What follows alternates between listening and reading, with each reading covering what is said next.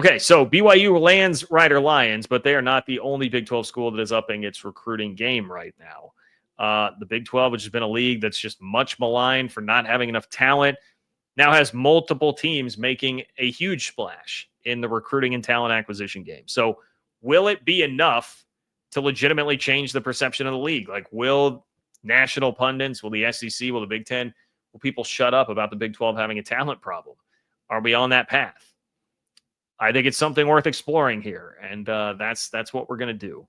So Bennett, let's go back to Bennett. At the end of the show on Sunday, he sent me a super chat, and thank you again, Bennett, that was like, hey, man, like you're talking about Rider Lions here and BYU this, BYU that. What about Houston?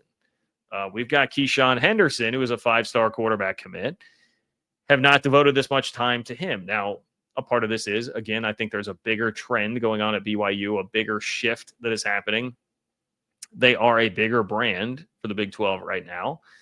But Houston deserves some legitimate airtime for this. So I'm going to give it to him. And I talked a little bit. I know about Keyshawn Henderson in large part because Michael Bishop, K-State legend, is his coach, his high school coach. And there's a connection there. Willie Fritz at Houston coached Michael Bishop in junior college at Blinn JUCO. And so that helped. Houston lands a 5-star quarterback in Keyshawn Henderson, a guy that a lot of people at first wanted to play a different position, which is very similar to Michael Bishop, how K-State ended up with Michael Bishop. And he was runner-up for the Heisman in 1998 as a quarterback. Keyshawn Henderson, not everybody wanted him to play QB. Willie Fritz believed in him. Obviously, he has seen how that worked out with Bishop way back in his career earlier. And now Houston has a huge, huge piece of their recruiting class. I mean, another guy who many feel like is a top 3 quarterback in the country. Both incredible recruits and both absolutely huge.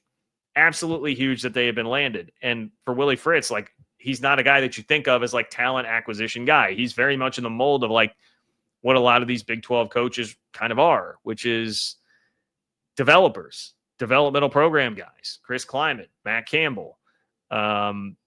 We're talking about Kalani Sitake right there, right? Like, these are guys that are typical. Kyle Whittingham, they're not out there landing 5-star recruits. They're developing the 3-star recruits into very, very productive college players. That's what you think of Willie Fritz as. If you're going to start giving Willie Fritz 5-star quarterbacks, I mean, who knows? Who knows what can happen there? And same with Kalani Sitake. Willie Fritz beat out, Florida State, Texas, Oregon, Michigan, take your pick. All of them wanted Keyshawn Henderson.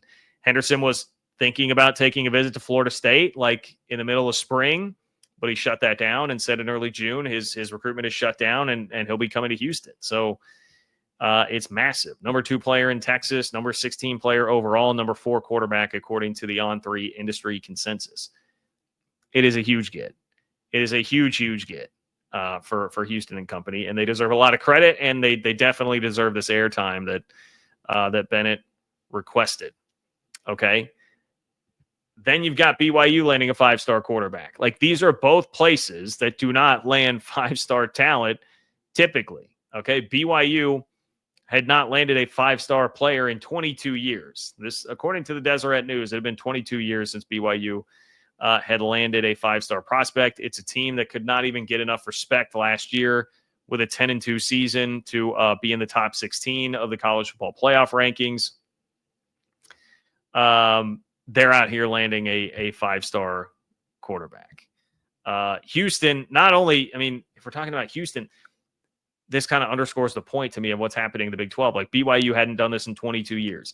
Houston is not one of the schools at all that is believed to have top resources in the Big 12. This is not a place that is spending money like crazy. Dana Holgorsen, how long ago was it? A year or two ago, Dana Holgorsen in a press conference was basically just like, I guess 2 or 3 years ago, like, hey guys, like we need resources. We need to keep up. He was kind of publicly calling out the university for that. Like, these are not places where this just happens, where it just rolls in, and they're finding a way to step up and do this. The other thing, at Texas Tech, number 1 portal class in the country. I know some out there will say number 2. It depends on where you look. This is Big 12 country, so we're going to call it the number 1 portal class in the country. Texas Tech has not had a double-digit win season since George W. Bush was in office. Sorry, Tech fans. That's a huge thing that a school like that is now able to produce a number one portal class, which, I mean, to me, for my money, it's like that feels almost more impressive or more competitive than just a high school recruiting class, right? Because there's so much fierce competition there for the immediate impact guys that are happening in the portal. K-State, if you want to extrapolate this out to another school, K-State landed a 5-star recruit for the first time in school history, directly out of high school anyway, last year with tight end Lincoln Cure. 5-star by at least one service, okay? That's in the 2025 class. He's on campus now. You're going to see him out on the field on Saturdays with Avery Johnson this year. That's a place, again, like that just doesn't really happen. Bill Snyder 1.0, if you go back to the late 90s when Michael Bishop was there, yeah, those teams had a hell of a lot of talent. They were rolling out a ton of talent. Kind of a different recruiting game at that point. Since, the mid to late 2000s, K-State is not a place where talent like that is typically acquired. So there's been this shift for all these different unlikely Big 12 places where they are stepping up their game at a time when the Big 12 desperately needs that. And you can say, hey, well, BYU just got the kid because he is Mormon, or Houston just got Keyshawn Henderson because there's the Michael Bishop connection with Willie Fritz, or Tech just got the portal class because of all this money. They have this oil billionaire. Or K-State only got Lincoln Cure because he was an in-state kid, right? He's from the state of Kansas. My response would be, who cares? That's recruiting. That's how this works. It's not like there wasn't a lot of competition for all these schools to still have to beat out. Like I said, Oregon, in 2 of these cases, wanted the prospects badly. Lincoln Cure and Rider Lions. Florida State was just working on 2 months ago, still getting Keyshawn Henderson to visit. Didn't matter. Still locked him down. I mean, Texas Tech competed with literally every blue blood in the country multiple times in that portal class, multiple times over, more than they thought, to get all those kids. And yeah, you can have money. That does not guarantee you're going to land everybody. Rider Lions, by the way, turned down a more lucrative offer from Oregon to go to BYU, for instance. So these schools are leveraging their advantages. That's what recruiting is. I hate it when I see like those people complaining about any of these recruits that have been acquired and the talent that's been acquired here and saying, well, it only happened because of this. Well, I mean, that's recruiting. Okay. You could go back to every recruit Nick Saban pulled in. Well, it only happened because Nick Saban is, Nick Saban, or it only happened because, Texas has this huge brand. Well, yeah, like that's how it works. So you use the advantages that you have. And it's huge that this is starting to happen now in big, high profile spots.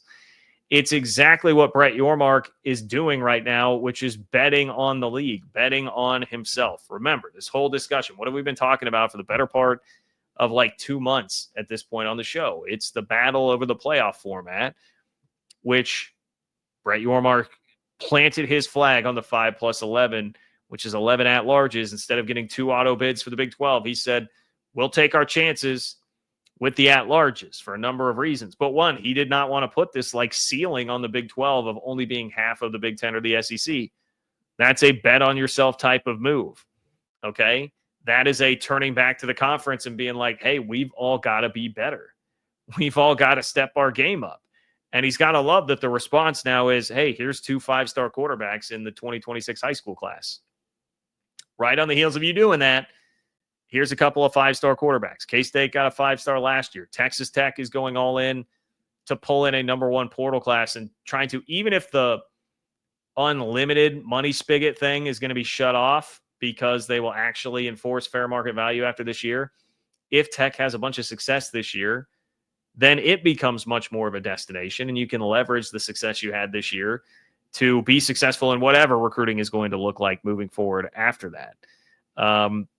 So this is exactly what the commish has to want. It's when Brett Yormark sets this tone of like, hey, everybody needs to step it up. We can be better than this. You want to see teams follow through, and you're seeing teams follow through. Now, the true test is always going to be winning playoff games. Can you win playoff games against the SEC and the Big Ten?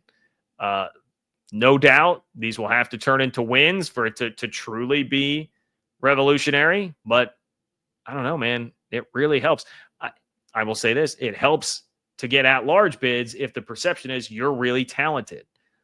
Texas Tech this year would stand a much better chance of landing an at-large bid than BYU did last year, because the perception going in is, well, they must have a lot of talent because they out-recruited everybody in the portal and they had the number one portal class. So that's got to be a very talented roster.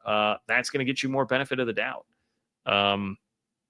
As for BYU last year, I mean, it just still had this reputation of like, well, I mean, look at this quarterback. He's kind of like this scrappy dude.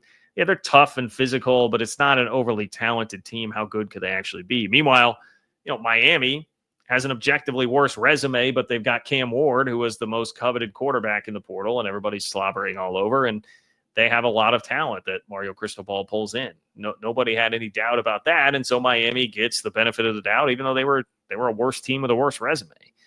So no guarantees. You've still got to cash this in. There is still another huge problem that I'm going to get to in just a moment when it comes to the Big 12 and talent. But a lot of positive things are happening here right at the exact moment that Brett Yormark is saying, we've got to bet on ourselves, guys.